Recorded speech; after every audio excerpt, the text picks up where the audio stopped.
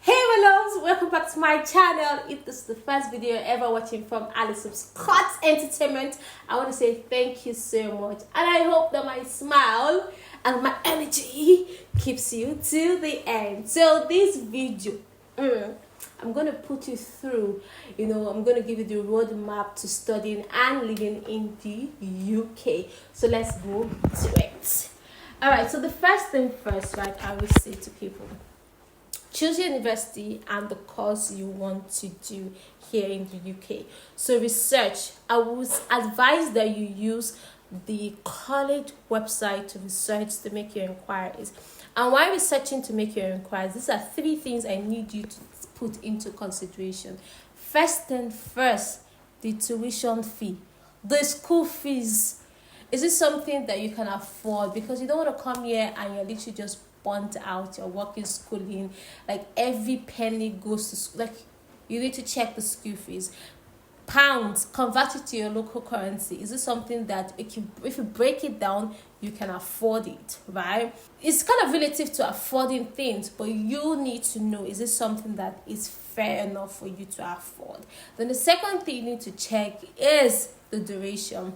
There are some masters that give you 2 years, while some gives you 1 year. I chose 1 year because 2 years for masters, it's not PhD. PhD is 3 years. So why am I doing 2 years masters?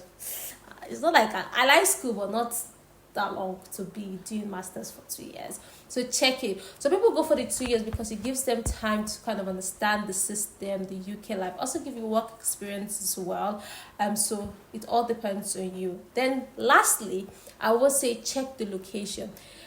There's some places in the UK that is really is high. That cost of living is high. Just general living is high. So you need to check the location where your school is located. Another thing I would just add to location is maybe find location where you have family members, you have loved ones. So when life gives you bad news, you have someone to go home to just hug you and just like, it's going to be okay. Yeah, go back to the field. Right? But if you're coming to the UK and you don't have anybody, don't worry, I'm here for you. Why I said I'm here for you is I have started a community where international students that just literally move to the UK where they don't have anybody, or you're literally just moving to the UK and you feel lonely, you don't have anyone to talk to. This community is for you. We literally have different people from different backgrounds, from different occupations. We're going to put you through things here in the UK from job opportunity and just literally thriving in the UK, just like us being our brothers and sisters keeper. We have this narrative that the UK is boring, the UK is depressing, or just literally staying abroad can be depressing if you don't have people. That's why you need a community, and this community is the best community for you to join. All you have to do is to put in the comment section and I'll give you all the details for you to join this community. All right, second thing after you've searched for your university and also for the course, now is the application to the school. If you're using a third party, right, make sure you tell them that they should use the school portal. Don't use like a third party portal to apply for school. All right, so I have an agency where I help people in getting a spot in any school of their choice in the UK. So you can also reach out to me if you need assistance. I'm here to help you all the way. So yeah, apply so through the school portal, and there are literally some documents you need to submit. You need to submit your transcript, you need to submit your international passport, you need to submit your reference, you need references, you just need personal statement and other documents that are going to ask you to submit. So when you've submitted all these things and you're good to go, they can either give you a conditional offer. Sometimes some school require you to do IELTS, that English exam, or that English test. So if your school requires you to do the IELTS, you don't have any option than to do the IELTS. But if it doesn't, lucky you. So if you have a conditional offer, please meet the condition they're asking for. Then if you have an unconditional offer, you're good to go. The next thing is your visa application. But before that, you need to get cast, and this is the confirmation for acceptance for study. They have accepted you to come study in their university. So different universities have different requirements for CAS. So please check those requirements for your university. I always tell my clients that, there are deadlines for all these things. We have to submit all the documents before the deadline. Sometimes even give them 1 week before the deadline, so no one will come and stress me. You get it? Ahead. So there are different deadlines for different things. So please try as much as possible to meet those deadlines. Because if you literally miss the deadline by 1 day, it's a wrap. They won't do anything, right? So for you to get your CAS, there are things you need to get. So you need to have your proof of funds, and for this proof of funds you need to show them that you are able to take care of yourself while you are in the UK. So some schools ask that in the proof of fund your complete school fees should be in the proof of fund, and also cost of living, like how you're going to take care of yourself every month. So there are different requirements. If you're living in London, right, there you are expected to have £1,334 every month to take care of yourself, your rent, your feeding, just everything, right, monthly. Then if you're living outside of London, right, you're expected to have £1,023. So this will guide you while putting your proof of funds.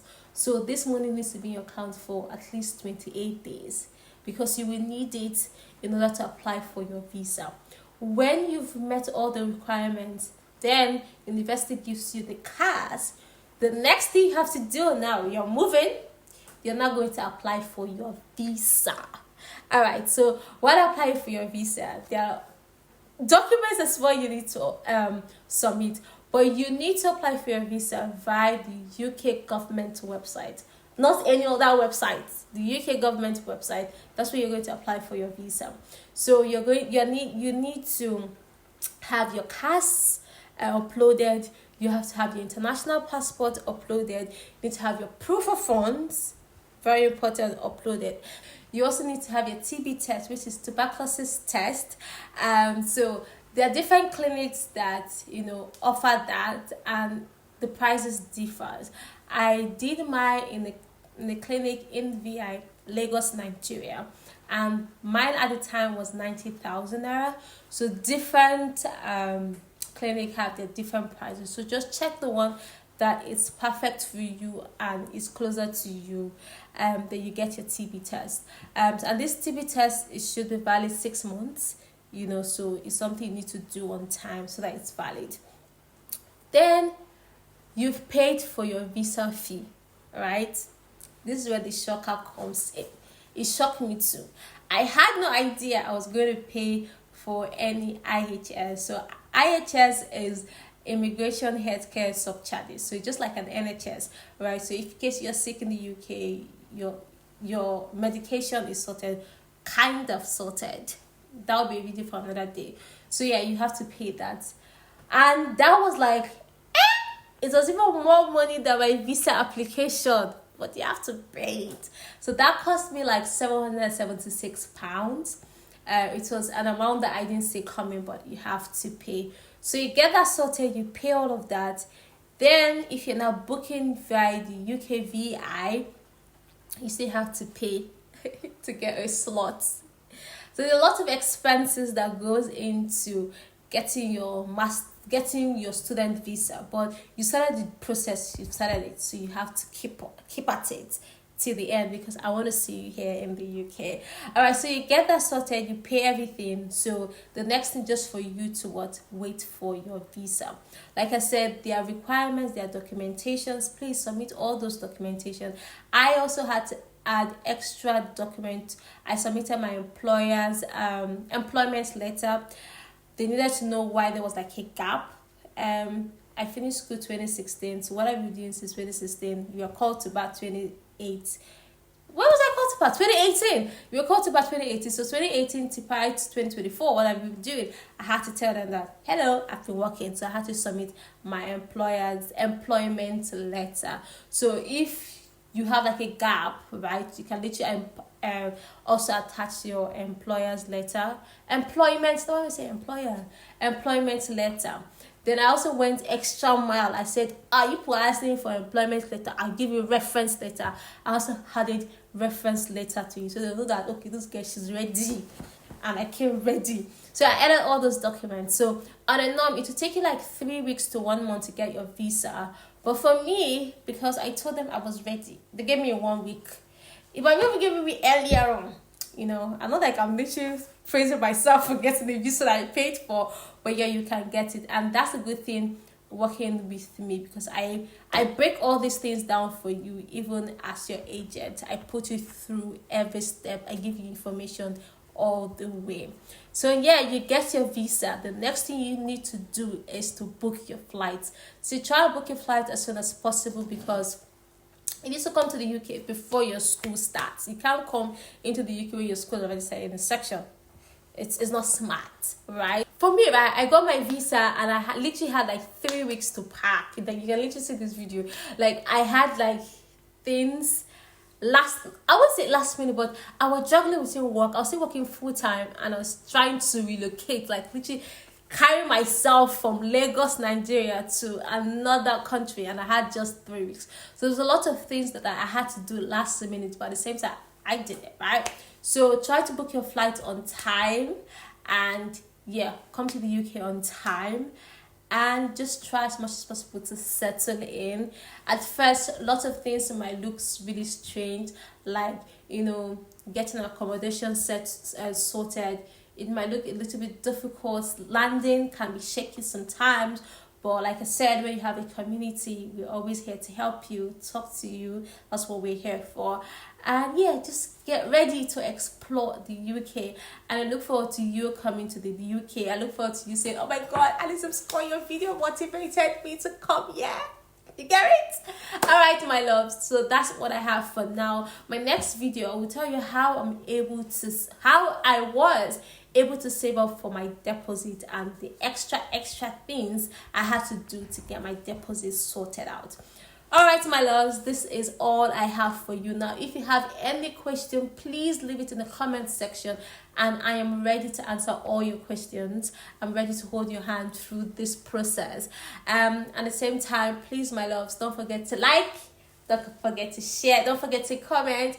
At the same time, please don't forget to subscribe. I feel like I've used the word time a lot in this video, but yeah, please don't forget to subscribe to my YouTube channel and turn on your notifications. So anytime I drop a video, you're the first to watch. You're the first to get the juicy. All right, love. See you next time. Bye for now.